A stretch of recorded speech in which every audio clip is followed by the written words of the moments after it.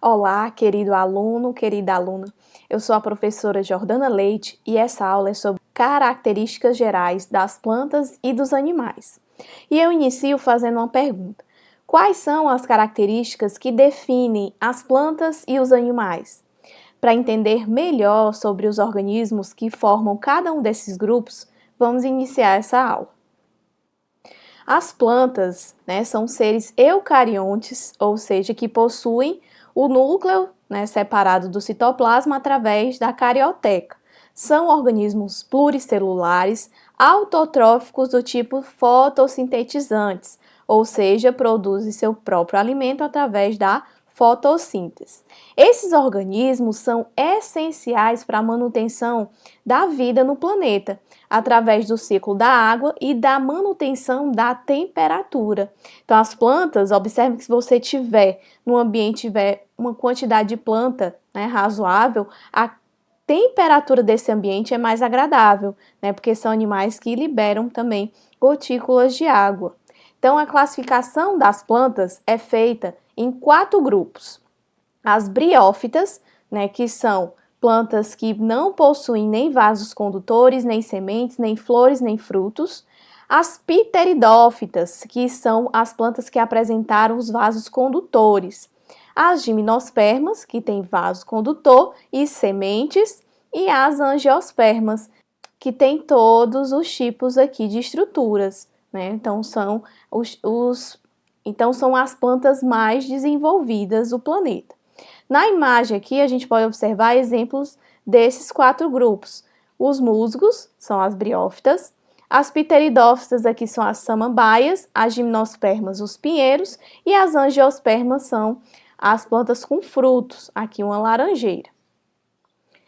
Então, o primeiro grupo de plantas são as briófitas, Tem uma característica de serem plantas menos complexas, medem pequenos centímetros, foram os primeiros a ocupar um ambiente terrestre e são plantas avasculares, ou seja, não tem vaso condutor. Elas absorvem água e nutrientes pela superfície do corpo. O transporte de nutrientes ocorre de uma célula a outra, então é chamado célula a célula, e precisam da água para a reprodução, porque o gameta dessas plantas possui um flagelo que precisa da água para se locomover. E necessitam de umidade no ambiente, então são plantas que vivem em ambientes com alta umidade. E o corpo delas é dividido em rizóide, como se fosse uma pequena raiz, mas não é uma raiz verdadeira, filóide, como se fosse uma pequena folha, mas não é uma folha verdadeira, e cauloide, como se fosse um caule, mas não é um caule verdadeiro, porque não tem vasos condutores. Um outro grupo são as pteridófitas, foram as primeiras a apresentarem vasos condutores, o que fez com que essas plantas pudessem dominar mais o ambiente terrestre e ter um maior tamanho. Então, essas plantas já têm raízes, caules e folhas, São as pteridófitas, são as primeiras plantas com vasos condutores. Um outro grupo são as gimnospermas, que são as árvores mais altas do mundo.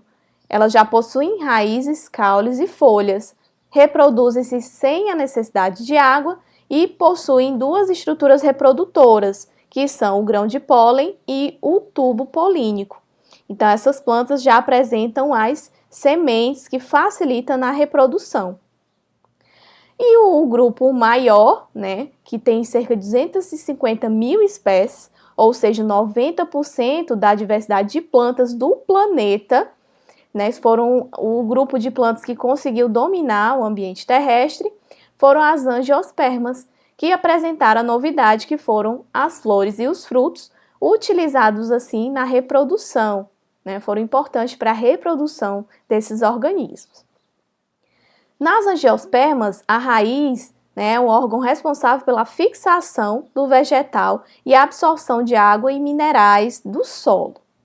O caule é o órgão vegetal que fornece sustentação aos ramos, às folhas, flores e aos frutos. Então, o caule é muito importante para essas plantas. As folhas, que é o órgão que está presente em quase todas as plantas, tem a forma laminar e é rica em clorofila. E a novidade que foram as flores, né? O surgimento das flores que permitiu a reprodução desses organismos. Então, é através da flor que acontece a polinização, né, e a formação das sementes e dos frutos.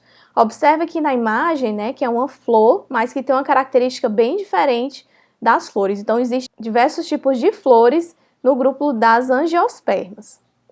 O fruto auxilia na proteção da semente, então protege a semente que tem o embrião, né, da planta e ajuda a dar também a nutrição a essa semente. A semente origina-se da fecundação, isso é, do encontro do gameta masculino e do feminino. Aqui é a semente do abacate, né, e ela tem esse tegumento, que é a casca, que fornece proteção ao embrião. Então, o surgimento das flores e dos frutos foi a novidade aí do grupo das angiospermas. Já no grupo dos animais, nós temos uma diversidade dividida em invertebrados e vertebrados. Então, os animais têm uma diversidade imensa, né, de organismos no planeta, podem ser de tamanho microscópio ou de um tamanho grande, de muitos metros, tem uma infinidade de formas físicas, hábitos alimentares e cores, e podem ser, e são, né, do tipo eucariontes, pluricelulares e heterotróficos. E o ramo que estuda os animais é a zoologia. Então, os animais são divididos em invertebrados, ou seja, não possuem vértebras, que são os poríferos, quinidários, plateumintos, nemateumintos, moluscos, anelídeos, artrópodes e equinodermos. E os vertebrados são animais que possuem vértebras, possuem uma coluna vertebral. São os peixes, anfíbios, répteis, aves e mamíferos. Então, aqui vamos estudar especificamente cada um desses grupos. Os poríferos, né, que são os invertebrados, os primeiros invertebrados, possuem um ambiente marinho como local, né, de habitat. Estão isolados ou agrupados em colônias, tem em média 10 mil espécies, né, no caso das esponjas, que são representantes desse grupo. As esponjas, né, que vivem em corais, são organismos fixos, né, em rochas. Possuem o corpo coberto por poros e a água, ao passar por esses poros, né, serve como alimento e oxigênio para esses animais. Então, um exemplo de porífero é a esponja marinha. Os quinidários possuem também uma diversidade de 11 mil espécies. Foram os primeiros animais a terem tecidos verdadeiros. Então, eles têm rede nervosa e músculos. Habitam o ambiente aquático, mares e rios. Um exemplo, né? Alguns exemplos de quinidários é a água-viva e as anêmonas do mar. Aqui um exemplo, né, da imagem a água-viva, que é um tipo de quinidário que tem a forma de medusa, ou seja, tem vida livre. A forma de pólipo são quinidários que vivem fixos em rochas. Então, existem essas duas formas de quinidários. Os plateumintos são animais com corpo achatado, fino e alongado. Tem vida livre em ambiente aquático, pode viver também em ambiente terrestre, úmido ou como parasitas. Eles recebem muitas vezes o nome de vermes. Possuem o corpo fino, realizam trocas gasosas através da superfície da pele, chamada de respiração cutânea. Um exemplo de plateuminto é a planária, o esquistossoma e a tênia, que são causadores de doenças, esquistossomose ou ateníase, né? São doenças causadas por plateumintos. E aqui na imagem é uma planária que vive em ambiente aquático. Os nemateumintos também são vermes, né? Mas que têm a característica de ter o corpo cilíndrico, né? O corpo em forma de cilindro. Vivem em ambiente aquático ou terrestre, são animais de vida livre, mas podem ser também parasitas, como o exemplo da imagem, que é o Ascaris lumbricoides, a conhecida lombriga, né, que vive no intestino, se o indivíduo não tiver cuidado, né, e asepsia, não tiver higiene no seu ambiente também. Então, eles podem ser parasitas, chegam a um tamanho de até 8 metros de comprimento e causam doença. No caso, Ascaris lumbricoides causa ascaridíase, e tem também a elefantíase, que é uma outra enfermidade. Os moluscos. Os moluscos têm essa característica aqui de ter uma concha, né? São animais de corpo mole, como o caracol de jardim, tem o corpo mole. O maior grupo de animais, representa os moluscos, tem 93 mil espécies. Um exemplo são os caracóis, caramujos, as ostras, lesmas, mexilhões e polvos. Alguns aqui vivem em ambiente marinho. A maioria vive no mar, na água doce e também no ambiente terrestre. Possuem essa concha, que serve para proteção e sustentação do corpo, mas podem ter essa concha de forma externa, como o caracol, e interna, e podem também não ter concha. Então, o exemplo de molusco na imagem é o caracol de jardim. Os anelídeos, são animais de corpo segmentado. Então, recebe esse nome anelídeo por causa dos anéis que formam o corpo desses animais. Eles se locomovem através de cerdas, vivem em ambiente marinho de água doce terrestre, e um exemplo são as minhocas, sanguessugas e poliquetas. Eles rastejam por contração dos músculos corporais para poder se locomover através dessas cerdas. Um exemplo aqui é o verme de fogo, que vive em ambiente marinho. Os artrópodes, são animais que têm extremidades ou apêndices articulares, que são aqui o caranguejo, que tem esses apêndices articulares, e também a abelha, que tem apêndices articulares para a locomoção e as asas para o voo. São encontrados em todos os locais, podem ser de vida livre ou parasitas.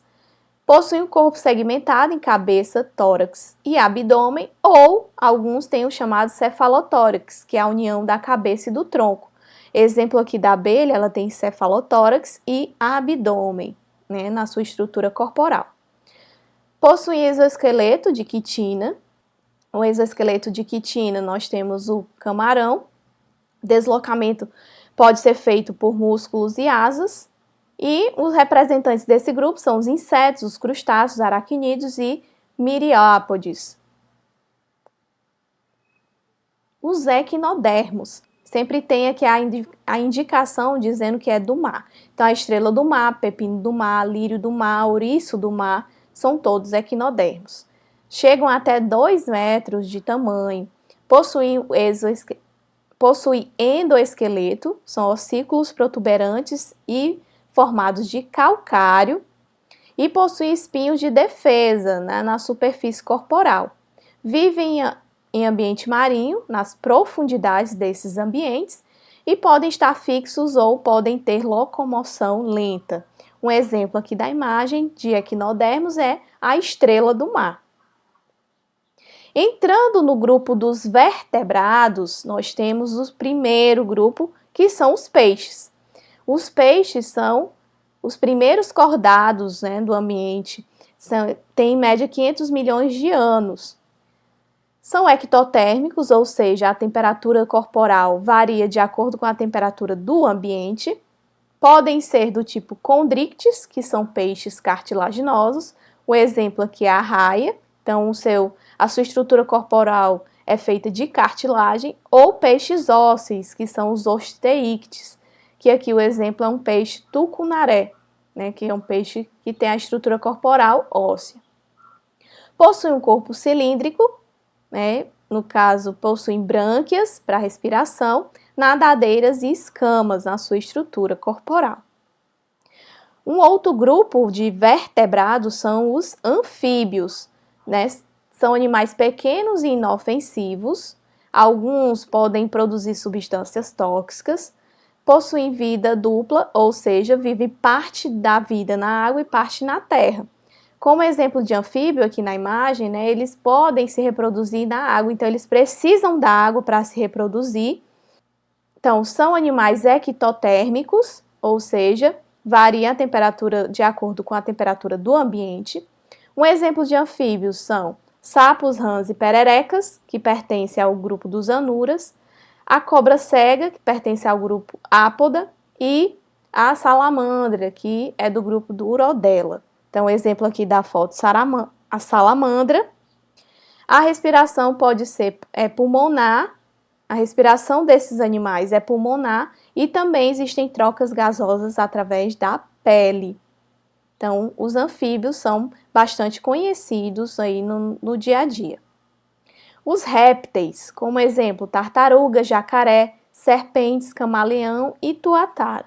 Na imagem, a gente tem aqui um camaleão e uma tuatara para representar esse grupo.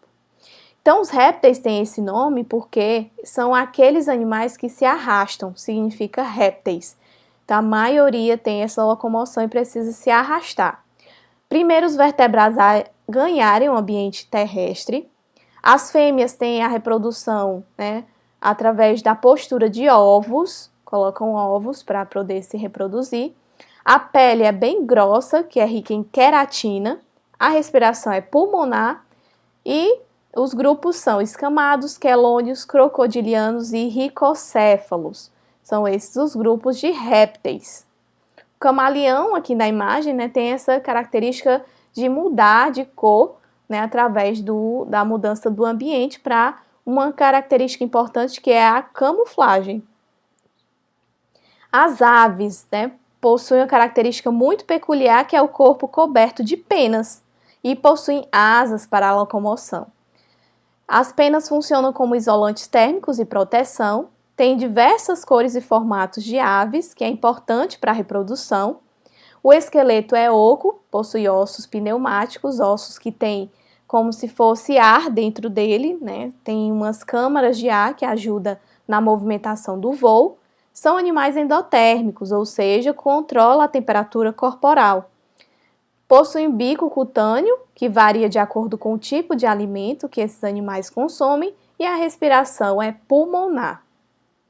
E o grupo de vertebrados, né, mais desenvolvidos é o mamífero. O grupo dos mamíferos possui um padrão corporal mais desenvolvido, nadam, voam, pulam e andam em 4 patas. Possuem glândulas mamárias, que as fêmeas, né, possuem essas glândulas para alimentar os filhotes. Possuem glândulas lacrimais, sebáceas, sudoríparas e salivares, né, que produzem secreções para proteger o corpo desses indivíduos. A temperatura, né, é controlada através de pelo e de gordura, que ajuda nesse controle de temperatura. Vivem em diversos ambientes e possuem dentes para alimentação. Então, aqui exemplo, né, de mamíferos nessa imagem. Então, tem animais que voam, então, tem animais que nadam, animais que vivem em locais de baixíssima temperatura e animais que vivem em regiões de altas temperaturas. Então, essa aula foi muito interessante porque entendemos o reino das plantas, né, que possui o filo Bryophyta, Pteridófitas, Gimnosperma e Angiospermas, e as características gerais dos seus componentes. E o reino Animalia, que possui os grupos dos invertebrados e dos vertebrados com as características gerais de cada um dos componentes. E eu deixo aqui uma pequena pesquisa para vocês realizarem, que é assistir o filme Rei Leão e Procurando Nemo e tentar identificar alguns dos organismos pertencentes a esses dois grupos, que no caso são reino planta e animalia, identificar esses grupos e observar, né, o modo e o comportamento desses animais. Então, espero que você tenha gostado dessa aula e até uma próxima.